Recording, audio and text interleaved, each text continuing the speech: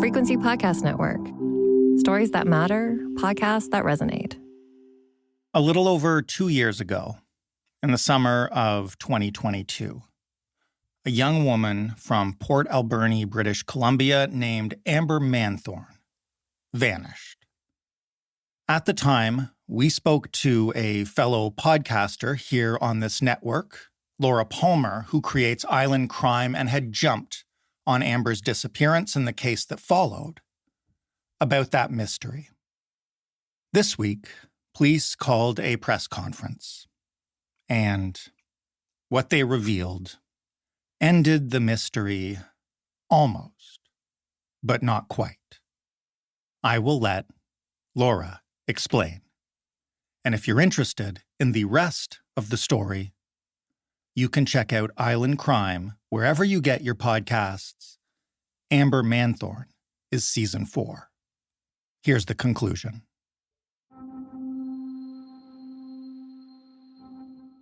It's 5 o'clock in the morning. I can't sleep. Now, that's not unusual. I worked in morning radio for years, and I suspect I will forever be awake, dark, and early. So I take my big dog Bear out for a walk. The sky's mostly clear, so I can see the stars twinkling, and a massive full moon hangs over the forest. Today I'll be doing something I haven't done in years. I'm going to a press conference. Now, press conferences are a regular occurrence in the daily news biz.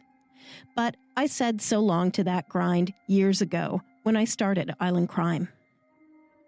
Today is different, though. Today, police are updating Amber Manthorne's case. Amber has now been missing from her Port Alberni home for more than 2 years. You'll recall that Amber was reported missing on July 8, 2022. A reminder, initially, Amber is thought to be in the company of her former boyfriend, Justin Hall, perhaps traveling in her new white Jeep Compass. But then her car is found, abandoned south of Nanaimo, and Justin turns up too. But not Amber. She has never been found.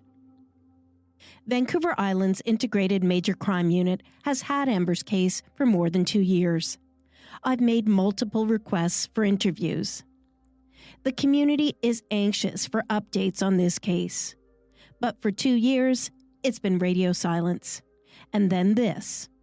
Media Advisory, October 16th, 2024. Port Alberni RCMP News Conference. New details being released as police continue to seek public assistance as the search for Amber Manthorne continues. New photos and video will be available.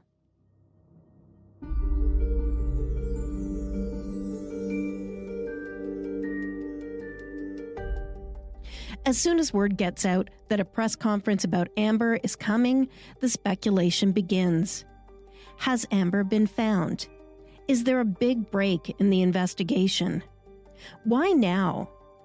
I check in with Amber's friends and family. They've known this was about to happen for some time. There are so many questions. I'm Laura Palmer, and this is an update to Island Crime Season 4, Finding Amber. This is Episode 9, The Dark Grey Tote. Earlier this summer, Amber's friends and family gathered to say their goodbyes to Amber. I was there too. It was a beautiful summer afternoon in July. Amber's celebration of life is held out in Beaver Creek at a community hall near the Stamp River Provincial Park. It's a really pretty spot, and I smile as I recall Amber's friends lovingly calling her a Beaver Creek princess. Inside, friends and family gather around tables, sharing stories and memories of Amber. I see my hairdresser there. She was a friend of Amber's. And I spot a couple of the friends I interviewed for the series. I recognize Amber's sister here too. There are posters covered in images of beautiful Amber, full of life. I make my way over to where Amber's mom is sitting. We haven't met in person before. I know she and Amber were so very close. I crouch down beside her chair and tell her just how very sorry I am for her loss. Amber's mom tells me just how much she misses her daughter. But she also says she feels Amber's presence is close. Amber was a little mischievous in life, and so at times, Amber's mom senses her daughter in her home, playing small tricks, moving items around. Amber's mother is finding some comfort in the idea that her daughter's playful spirit is still with her. Today, it's Amber's corporeal existence we are focused on. Check 1 2 1 2. CTV. Global. We've got about 5 minutes just to wait for any late shows. I'm at this news conference in the hope that police could have answers about where Amber's body will be found. The first voice you'll hear belongs to Constable Beth O'Connor. She's Port Alberni RCMP's Media Relations Officer. The Port Alberni RCMP are issuing a plea to the public for information that would assist in locating Amber Manthorne. On July 8, 2022, at 7:30 p.m., the Port Alberni RCMP received a report that Amber Manthorne was missing from her residence on Central Lake Road in Port Alberni.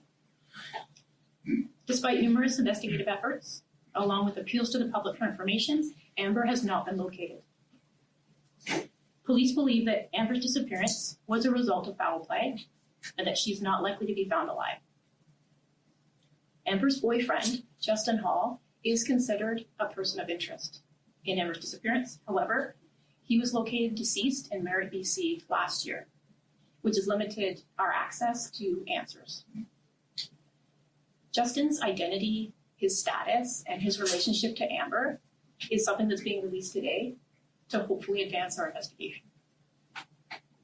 The investigation has established some key movements of Amber's vehicle, which is a white 2021 Jeep Compass, around the time of her disappearance.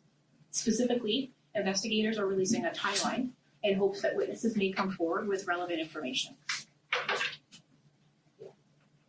On July 7th at 3:27 p.m., Amber Manthorne was seen alone on CCTV at Bilo Foods in Port Alberni. Amber purchased some groceries and departed in her vehicle.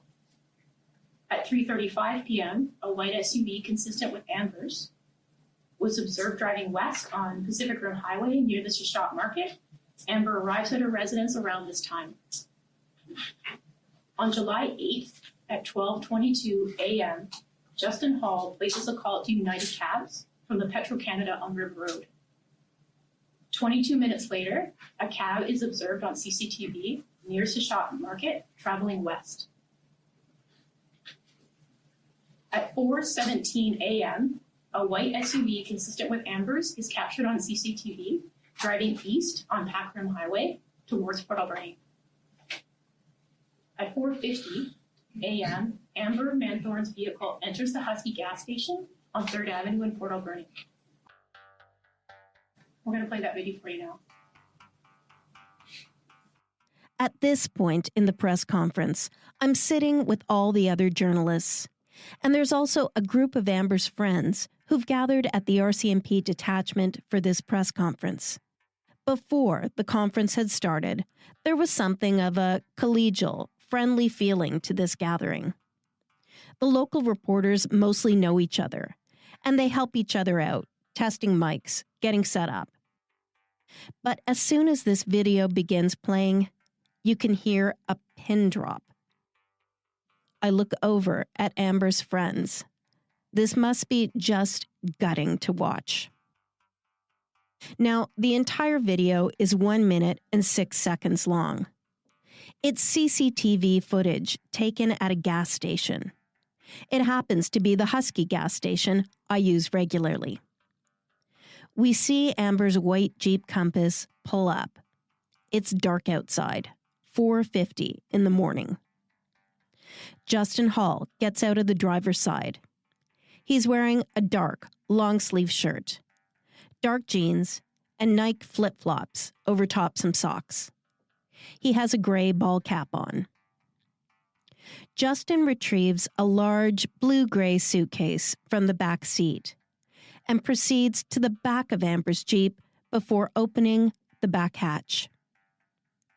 At this point, he tries to wedge the suitcase beside a large dark gray tote with a loose lid held on by what appear to be bungee cords.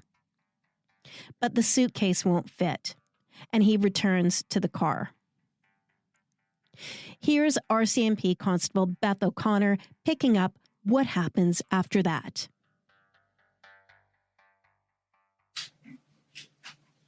On July 8th at 7:02 a.m., Amber's vehicle is observed on CCTV at McDonald's on Johnson Road in Port Alberni, where Justin makes a purchase. At 8 a.m., Amber fails to show up for work. At 9:22 a.m., Justin Hall makes a purchase at the Walmart in Nanaimo. At 10:26 a.m., Amber's vehicle is captured on CCTV at the BC Ferry Terminal at Duke Point in Nanaimo. Justin Hall is the lone occupant. He purchases a ferry ticket, then proceeds to the lineup to wait for the ferry.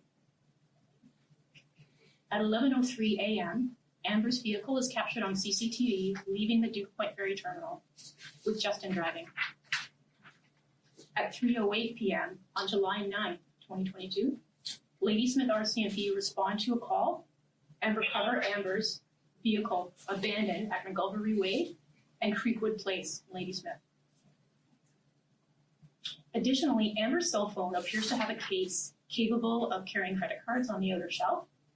As this cell phone has never been recovered, police are interested in anyone who may have located a phone matching the description sometime between July 8th and now. The investigation remained active from the onset, with evolving details that investigators needed to access, manage, and explore.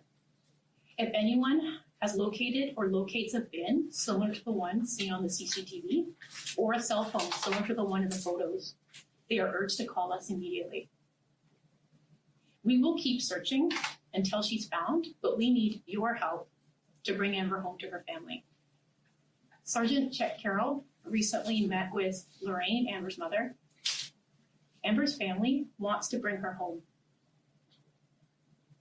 Anyone with information on the whereabouts of Amber Manthorne or anyone who may know what happened to her, we're asking them to call their local police, or if they want to remain anonymous, they should call Crime Stoppers at 1-800-222-8477. Next, the reporters gathered in the room are allowed to ask questions. They are answered by Sergeant Chet Carroll from the Port Alberni RCMP's General Investigation Section. You'll hear the voices of some of my colleagues, and I ask a few questions as well. I'm Sergeant Chet Carroll. We are hopeful by releasing this information that somebody will come forward with information. The phone is unique. It could be somebody that found it already and didn't know the significance of this phone with a cover. It could have been located with another phone, as well as the bin. The bin has never been recovered. The bin is hinged. It has a hinged top. It is domed top to it. It has built-in handles. And we need to find these things to further our investigation. We're also hopeful that somebody that knows more about Justin Hall may have information that they're willing to bring forward. And we believe that's going to lead us to Amber. And that's our goal from Port Alberni, is to find Amber and to put that to rest and give that closure to her family. So does he remain the sole person of interest in the frame? He would be the only person of interest that I am aware of. There are no other persons of interest that I am aware of. So the police believe her body was in that tote? We can't say that her body was in the tote, but we don't want to ignore the fact that it has never been recovered. We want to be open to all the possibilities, but we don't know that absolutely. How has the investigation advanced since Justin Hall's death? We would not be releasing details like this if it was viable. So with Justin Hall not being a part of the picture, we were going to release more information than we would if the homicide was continuing in that direction. If that makes sense. Why is it taking so long to release this information to the public? Investigations, foul play, missing persons, homicides take a long time to investigate. They take a ton of resources. We pay attention to case law, such as Regina versus Jordan, and having a solid case to move forward. It is not unrealistic for investigations like this to take 2, 3, 4 years to further. This information is being released. We've had some time to review the investigation and see where we're at. And we feel it's important to release more details, to trigger other people to call, to let people know we're still here and we want to hear what they have to say. Given the timeline you laid out, what area are you focused on in terms of the search? We don't want to limit it to an area, so we've given all the timeline in order for people that know specifics to other areas to come forward. We don't want to say that it's absolutely focused in Port Alberni, which we believe the phones never left Port Alberni, which is a key detail. We think that the phones are still here somewhere, or somebody in Port Alberni may have recovered them. But I don't want to say that absolutely, because it is possible that they were turned off and moved with somewhere else. We know that they pinged off of towers in Port Alberni for several days after she was reported missing. And we know she was active on her phone up until late in the night on July 7th.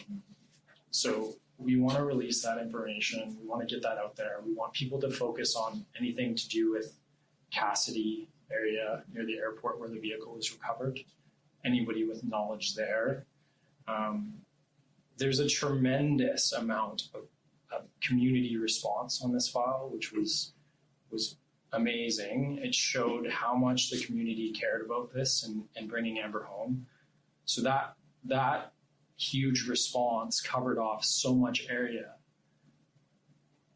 Because of that, we felt that if she was obviously somewhere close to a road or not somewhere unique, that she would have been recovered.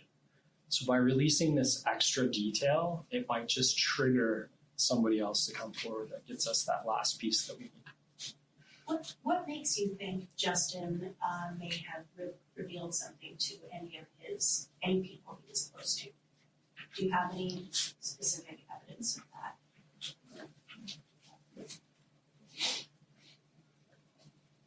I think being a person of interest, and we believe that he may have been one of the last people to see her, if not the last person. So he could have shared an intimate detail about something that gives us that. Or it could be the fact that somebody knows more about Justin and where he went in Cassidy or in Nanaimo. And that may help us. But the key is the phone, the tote, and within the areas that we've showed in our timeline. That is very important to us. And if we have information that we can go out and deploy some of our resources to those areas and confirm details, which we've done hundreds of times on this file. We have the organized search and rescue out. They brought boats with cameras underneath them to go through Great Central Lake right after she went missing. I'll call them convergent volunteers, but there was a huge response from the public. Volunteer divers have been in the lake and done tons of things to cover off areas. But these unique details, we hope will trigger more information to come forward, which is what we're hopeful of. Sir, how would you characterize the missing case of Amber Manthorne from the start? Frustrating. The details and the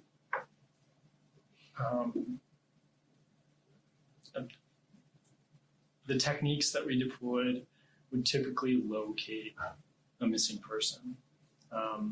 Because of the foul play and and other details, it adds a whole different aspect to this investigation.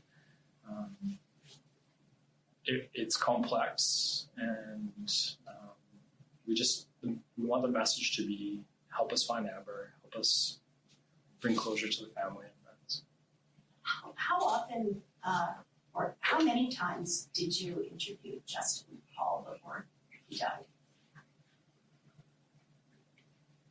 Sorry, I don't mean you specifically, the police. How many times was he interviewed? I can't speak to the amount of times. I don't have that at my disposal right now, but he was, the key part was right after Amber was reported missing. He was interviewed and provided detail that didn't help with our investigation whatsoever.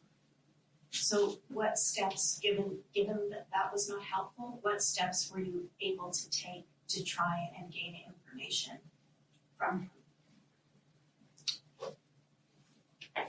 The focus at that time was not on Justin, it was on where is Amber.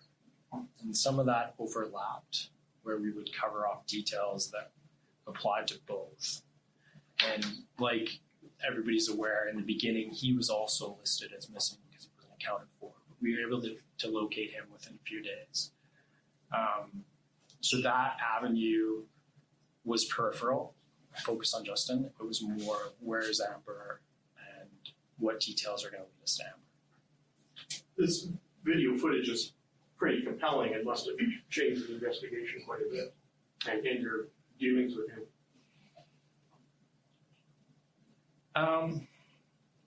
Yeah, I don't know if the video was definitive in that. We could make a ton of assumptions from the video, but we don't want to be narrow-minded in our view. We want to be open-minded, and we want to focus on what's going to lead us back to Amber. When did you obtain that video? Within a day of it, and her being reported missing. We had that video quite quick. And the timeline, did Justin board the ferry with Amber's vehicle? I'll correct you there. He never boarded the ferry. Okay. He was paid for the ferry and in the lineup to go across to the mainland, and chose not to go across. Exited the ferry terminal, the Duke Point ferry terminal. And with Amber's vehicle? Yes. Okay. At the time of Justin's death, where were you at in terms of the possibility of charging Justin? Were you close, or you said he was a person of interest? So there are a lot of units in the RCMP responsible for this investigation, and Port Alberni RCMP was only involved in the missing person aspect of this file. So I can't speak to anything to do with that. We'll take one more question if there's any more. So her vehicle was found in Nanaimo. Did Justin live there? And are the Nanaimo RCMP involved in searching his vehicle?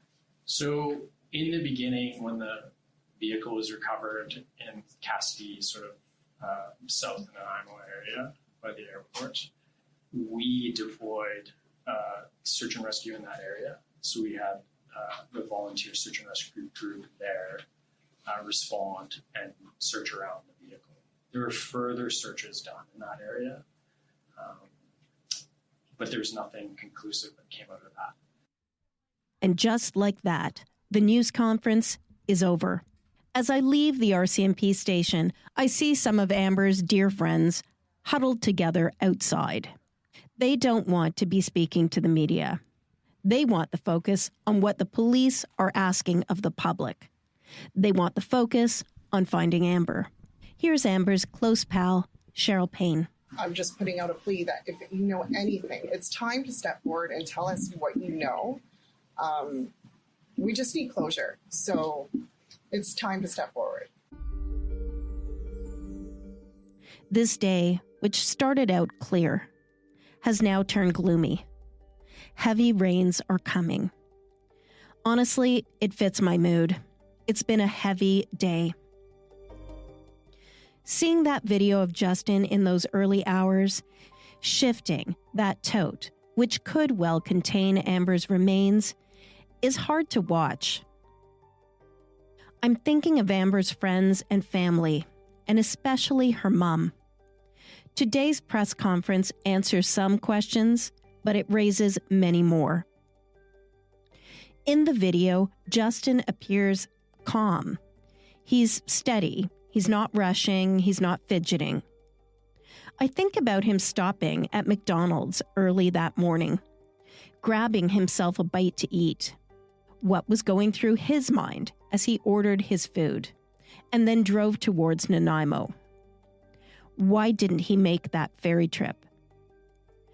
Where is Amber's cell phone? Where is the dark gray tote? Where is Amber? I'm Laura Palmer, and this is Island Crimes Season 4, Finding Amber. This is Episode 9, The Dark Gray Tote. And just a word here, I've pulled this episode together on my own quite quickly, and I feel like it's important to get this information out about Justin, about this dark gray tote, sooner rather than later. It's possible the audio you're listening to may not be as clear as you've come to expect in my later seasons. So please understand, I decided it was more important to get this out quickly than to wait for a more polished episode.